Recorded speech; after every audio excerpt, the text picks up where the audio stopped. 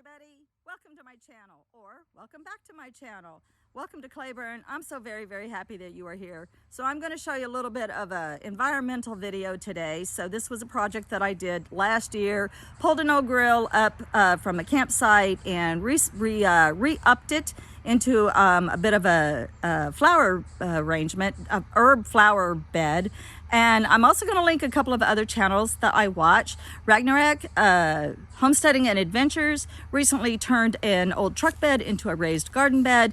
And Andrea at Digging for Health, not too long ago, she also turned a grill into a raised bed. So let me show you what I've done with mine.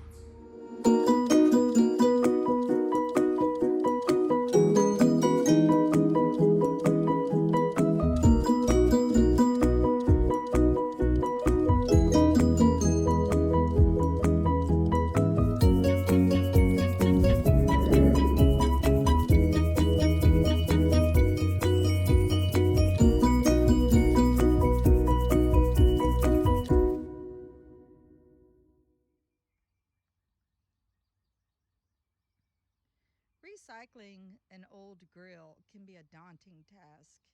Sometimes you have to break them down. You have to figure out what to do with, if it's propane, you have to figure out how to recycle old propane tanks. You have to take everything apart. Sometimes you have to take the plastic off. You can set it to the curb. You can hope that a scrapper comes by and picks it up. You can take it to the scrapyard yourself if they accept them. There's all sorts of ways that you can list it online to give it away. There's a place on Facebook called Buy Nothing. There's a group. Or you can turn it into something. I find it easier to turn it into something than to try and get rid of it. And so last year I turned our old grill into this little two-piece planter. It still is standing, as you can see. Leans a little bit, but very sturdy, holds up to storms and wind. Filled it with chicken wire because it was so terribly rusted, and the chicken wire helped the potting soil stay in place. Then I just planted the smallest plants that I could think of in mine.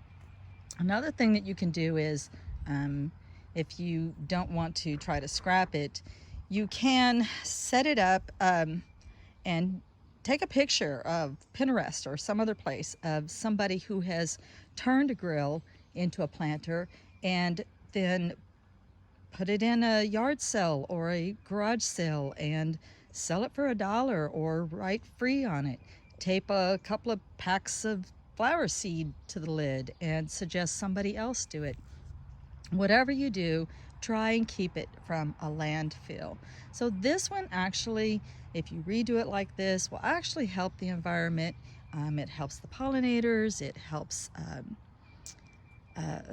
clean the air through photosynthesis, and it's just very pleasing to look at.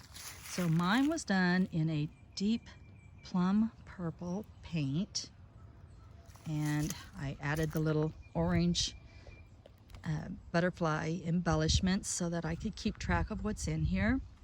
Mine, many of you remember when I first moved here, one of the very first things I did moving into the woods was I made my peace with the Fae folk.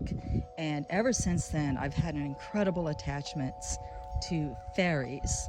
And so this is the place at Claiborne where baby fairies are born and little children fairies hang out. Hang in there with me now. So what we have here, I'll go really close and show you. This is a lissom carpet of snow, and it's just starting to bud out good. And there's such tiny, delicate little blossoms. Can you see that? They're incredibly tiny, and they're great for really small pollinators. I have little bitty ants that live in here and tiny little bees that buzz around here, and that's why we say this is where our baby fairies come from. This is also the spot at Claiborne where I get to show off some of my geodes, because geodes is where baby fairies come from. See that? Now don't ask me how this rogue sunflower got in there, but I suspect the bird feeder that's about 10 feet behind me in a bird landed over here and dropped his seed. So we have one rogue sunflower. And the carpet of snow is just starting to bud out. We have little cherubs. We have interesting rocks. Another little cherub. Another little tiny geode here. Little bitty geode. Let me get my hand out of the way. Little geode. Little hagstone back there. This is the fairy that watches over all the babies and the children. They have little swing sets, tea sets. These flowers are called bell flowers. These come back for me every year. I'm in zone 6. This is some more carpet of snow back here. I thought this was a really cool rock. I found it in the creek. Fairies live on this side. Gnomes stay to the other side. This is Creeping Phlox, Oakington Blue Eye. This is its second blooming. It's getting quite tall. I didn't deadhead it or anything. It's just continuing to bloom. And then in the lid, I loved this color of portulaca. I thought it was beautiful. It's called what? Happy Trails Orange. Happy Trails Orange. I thought it was just beautiful. Portulaca or sun moss is amazingly easy to seed collect from.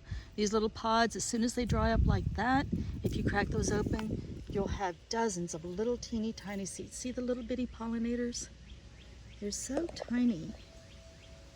Get up there. And I always plant an herb in mind, just because, you know, sometimes it is about the humans too, not just the pollinators. And so this is where my lemon thyme comes back for me every year. The phlox, the bellflower, and the lemon thyme are all perennials in my zone. This has already had one haircut and it's growing back out. In the spring, I do add a little bit of bunny poo to this and keep it, you know, because it's potting soil, it's going to lose its nutritive values rather quickly over a season, and so that keeps it well fertilized. Just one little bit of bunny poo mixed in. You can mix in the fertilizer of your choice. Another beautiful geode, absolutely beautiful. More alyssum here and here. That one's called Easter bonnet. I love the shift in color. Another baby fairy back there in that beautiful geode. I love this geode. I'm not sure. I don't remember where I picked this up. I think a local cave shop. This is Missouri, the cave state. And then the zenned out gnome, he's the one that ended up watching the babies and the children, because you can imagine, you got to have somebody who's all nice and zenned out to watch these little baby fairies. And then he's got a little sign back here that says welcome, and then his fountain and this contain our pyrite. We find lots and lots of fool's gold just in our driveway. When they bring a load of chips to us for our graveling projects, they often has pyrite in it. And so I go around and collect all the pyrite, which is really cool. And my neighbors come up and they look for pyrite in my driveway too. It's kind of fun. When they find a rock, they hand it to me, or I offer to give it to them, but they never take it. They always hand it back. So anyway, enough of me and all my fairy business. Just wanted to show you all how beautiful it can be. Keep it from a landfill, and if you don't feel like scrapping it, you don't feel like taking it all apart and everything, just try and make a planter out of it. You'll be amazed at what you can do. Much love and light. Blessed be.